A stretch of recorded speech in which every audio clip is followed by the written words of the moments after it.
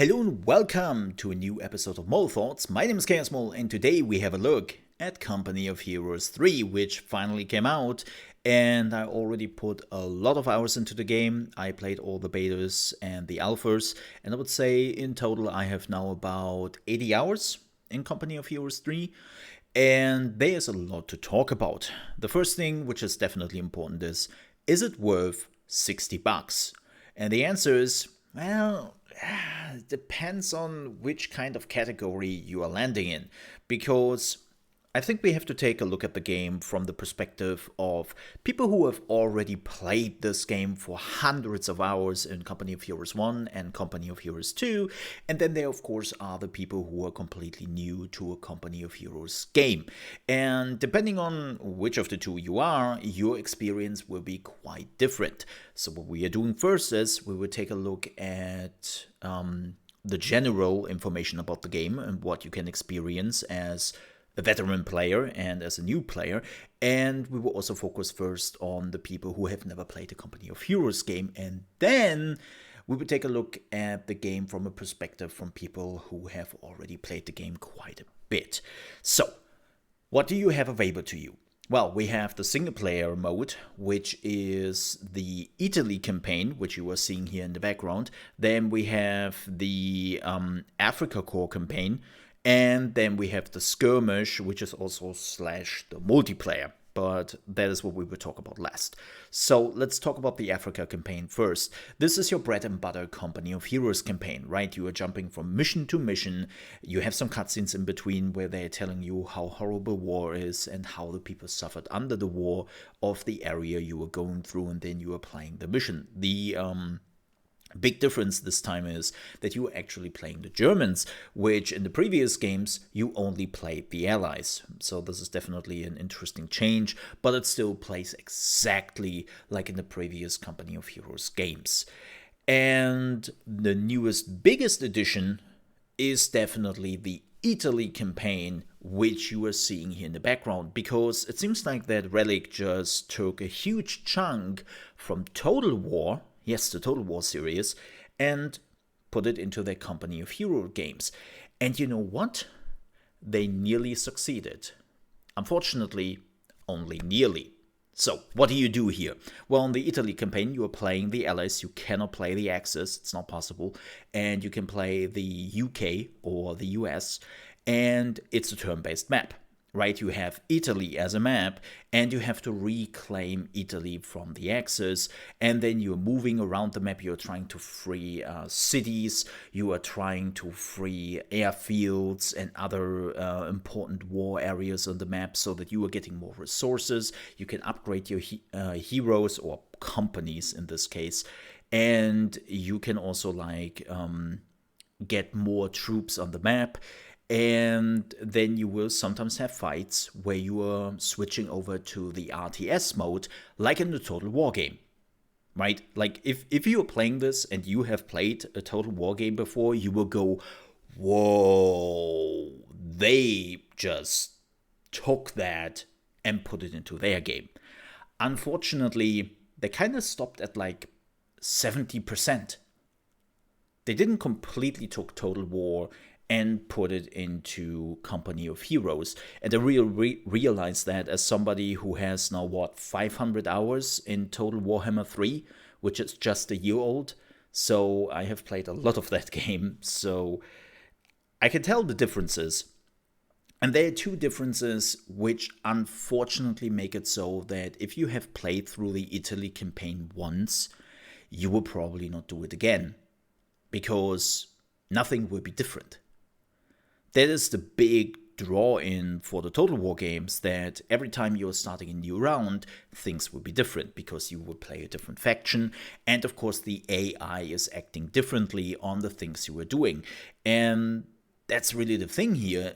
None of the two things I just mentioned will happen in this round, because A, you can only play the Allies, as I said, and you can switch between the UK and the US at any given point, or it's not even switching. You can just have both of their units on the battlefield, and then you have to decide which of the two factions you are taking into an RTS round, right? So there is no real different choice. Now you might say, okay, well, but then I'm just playing the allies over and over again, but it should still be fun to reclaim Italy again, because the AI will probably act a little bit different this time. Yeah, that's the thing. It does not, because there is no AI. There is no AI. All the cities, all the enemies on the map are completely static. The only time the AI is moving when the game is telling them so. So when you see a unit basically traveling from A to B, that's the only thing the unit does. It's in a patrol mode, and it always goes from A to B, from B to A, from A to B, from B to A, and that's the whole thing it does till you attack them. They will not go out of their way to evade you, to attack you, or try to reclaim some of the areas. And the only time when the enemy does attack you is when the game is telling them to do so. So let's say you have conquered a city, and the game will, after 3 rounds, start a counterattack. And that counterattack will always happen. Always. So unfortunately, there is no AI. It's literally a static map where you are working yourself from the south to the north, and then in between you have your fights. And that's really unfortunate, because if they would have had like a real AI in here, you could have replayed the Italian campaign over and over again, and it would have been so much more interesting to actually see the Axis trying to fight back. So unfortunately, that means after 30 to 40 hours, which is still quite a bit of time, right? You will be done with the Italian campaign, and then you will probably never do it again, because you have seen everything, and it will play out the exact same way as it did before on your end and on the enemy's end. And that's really unfortunate. I don't know why they did that. I know that some people will say, like, yeah, Mo, but come on, man. Just copying Total Warhammer, lol, Total War. I played too much Warhammer 3, Total War. But like, just copying that game is not a great thing to do. I disagree with that. But here's the thing, as I said, they haven't. They kind of started to put like all the Total War things into this campaign, and then at 70% they said, nah. And I'm wondering why. Why would you do such a thing? Right? You had all the ingredients there, you just had to finish it, and you didn't. Because here's the thing, like all the other features Company of Heroes had before that, like the single player campaign where you're jumping from mission to mission, and of course the skirmish / multiplayer, is still in Company of Heroes 3. They didn't took it away, they didn't swap it out for this. It is literally an addition, and so it wouldn't really like clash with the other features. And I'm wondering why they didn't go the full mile. I can't explain it. And it's really unfortunate, because it puts a huge damper on if you will enjoy this game for a long time or not. And I'm hoping that maybe through mods or maybe through some DLCs, they will add the rest of it and will make the Italy campaign much more interesting. With that said, let's talk about the RTS moment. When you were switching over to having an RTS fight, right? Or you decide to play a skirmish / multiplayer. So first things first, let's talk a little bit about multiplayer here. Right now, if you're jumping into the multiplayer, do not expect that the matchmaking will save your ass. There is no matchmaking right now. Well, there is matchmaking, but the matchmaking is learning, because nobody has played Company of Heroes 3 before, and the matchmaking is still kind of trying to figure out who is a veteran player, who is a new player, and unfortunately the matchmaking is a mess. I have played a few rounds, and I basically had 2 occurrences. I had completely noobs against me, who immediately bought the game and jumped into the matchmaking for the first time, and then I had people who definitely already had like hundreds of hours in Company of Heroes. And so you get crushed or you are crushing. One of the two things happen. I didn't had a balanced round yet, which is unfortunate, right? But the matchmaking has to learn, just so you know. Now, let's talk about balance. The open beta had a lot of issues. Especially the German Africa core was completely OP, and people realized that very quickly. So everyone was trying to play the Africa core, and everyone was trying to just crush the enemy, and it worked. Unfortunately, it worked really well because, as I said, they were completely OP, and it seems like that Relic took the feedback serious, and they were just, okay, you know what? We get that. Let's nerf them. So they nerfed them quite a bit. There was even a hotfix, I think yesterday, where they nerfed the German Wehrmacht again because they also had too many tanks on the battlefield. And so Relic is still actively fine-tuning the balance, but it feels so much better than it was in the multiplayer beta. Now, how does every faction feel? So you have to choose between the USA, the UK as the allies right now, or on the German side, you have the Wehrmacht and, of course, the Africa Corps. And then every faction is also specializing again. So let's take the UK, because that's what I played the most. And you can then use the Indian company. And the Indian company is focusing on artillery and support. This is what I like to do. So I have played that the most. But again, there's also the airborne infantry and the tank division and all that. So you have like those different specialization. And you really have to kind of act accordingly to what happens on the battlefield. You also have to help your allies if you are playing 2 versus 2, 3 versus 3, or 4 versus 4, right? You have to see what is happening on the map and then helping, attacking with your allies or defending with your allies certain spots. And they have to do, of course, the same thing in multiplayer. When you are playing with noobs, that is a little bit problematic because nobody knows what they are doing. And so you're more or less on your own at the beginning. But as I said, like every unit feels like they're doing something useful on the battlefield. I haven't really found a unit yet where I go, wow, why do you even exist, right?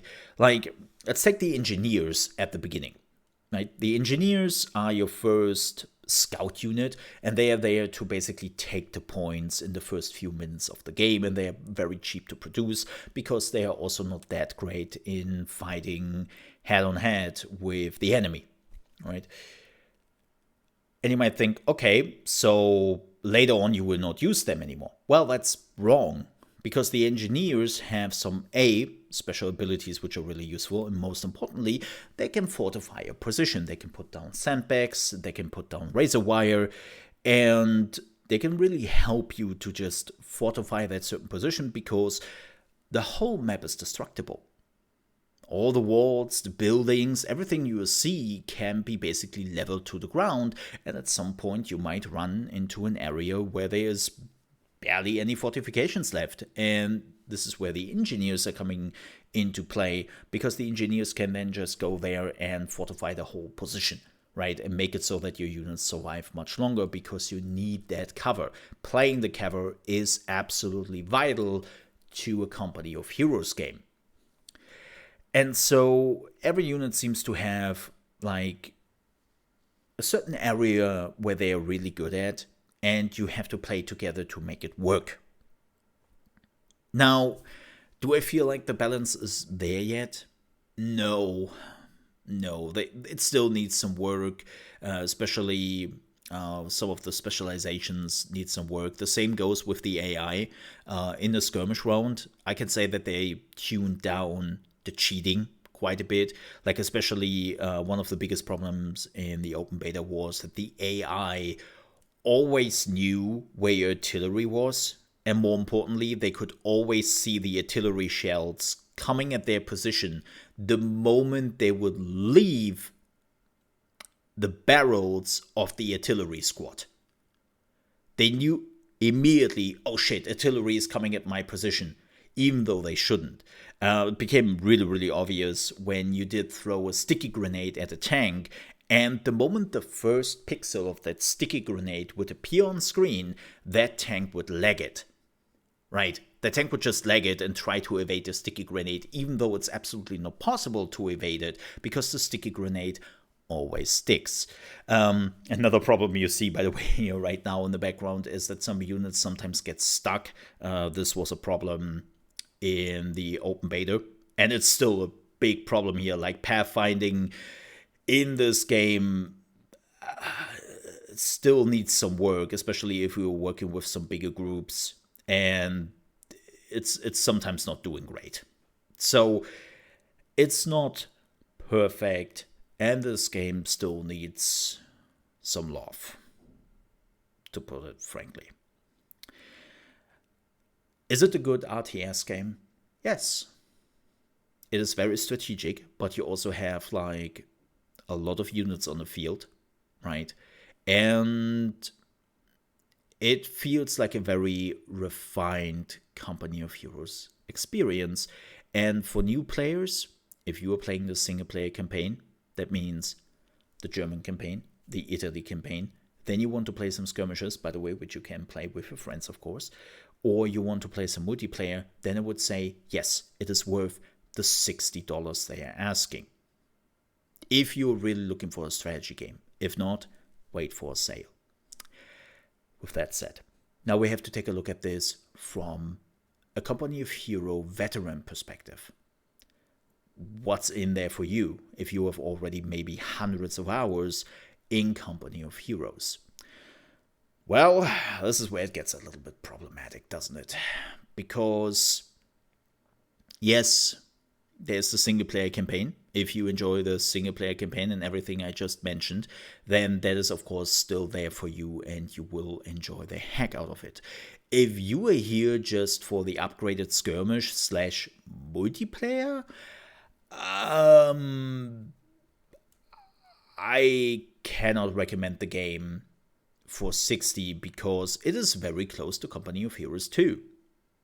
Yes, sure, they have now, like, everything is destructible, like tanks can drive through, like, even bigger buildings and all that. That's cool, but it still feels very close to what Company of Heroes 2 was. And the big decision maker, if you will switch to Company of Heroes 3, will be if the Company of Heroes 2 community will also move over with you. So will you have enough people playing the multiplayer so that you will switch over? And that is unfortunately not something I can answer here. I just can't. It's not possible for me.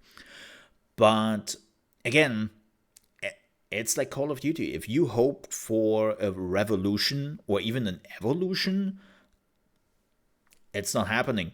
It's, again, very much Company of Heroes 2, updated graphics here and there. Yes, I know some people would argue, oh, they didn't upgrade the graphics yet. They did a little bit, especially with the destruction, as I said. There's quite a bit of stuff going on.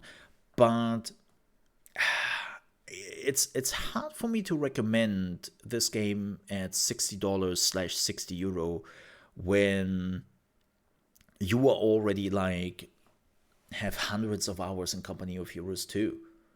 Because again, the games are very similar and sometimes even too similar to really justify it. Also very important to note, Company of Heroes is one of the Sega games which are not on Game Pass anymore. Normally all the Sega games have been on Game Pass for PC, and well, Company of Heroes 3 isn't, which is unfortunate. I hope that will change soon. But yeah, as I said, like for veterans, I would say wait for a sale or see what the community is saying. If a big chunk of the Company of Heroes community is just moving on to Company of Heroes 3, then it might be justifiable for you. If you, of course, want to play the single player, because that is your bread and butter since Company of Heroes 1, then I would say you are getting your fun out of this. But if you're really just here for a multiplayer / skirmish upgrade, that's, in my opinion, not worth the $60. But all in all, I enjoy Company of Heroes 3. I really enjoy the Italy campaign, and man, they could have done so much more with it. I hope we will see that in the future. And the game is now available on Steam, and I think it's also available on consoles, or it's coming out for consoles. I have to admit, I'm not completely up to date there. I have tested the PC version, as you probably can see with the mouse cursor. It's a pretty big giveaway. And yeah, one last thing I have to add, because sorry, I forgot about that. I got the key for this game for free by Sega, so thank you very much, Sega, for that. But yeah, those are my thoughts on Company of Heroes 3. Thank you so much for watching. Don't forget to like and to subscribe if you enjoyed my thoughts and the gameplay. There will be much more in the future. We are focusing here completely on RTS building and management games. And we're also doing some live streams here whenever there is a new game coming out, which I'm really interested in and I want to have my first look. And we will also do that here on the channel. You can also check out my main channel, which is youtube.com/ChaosMoleFX, or just add ChaosMole if that is a little bit easier for you. And this is where we are playing most of the games, where I'm doing most of the live streams, and I'm also doing tips and tricks for new games. Right now we started Sons of the Forest, which is really spooky and pretty cool survivor game. So check that out from Monday to Friday, starting at 8 a.m. ET. And with that said, thanks so much for watching. Stay safe. Till then.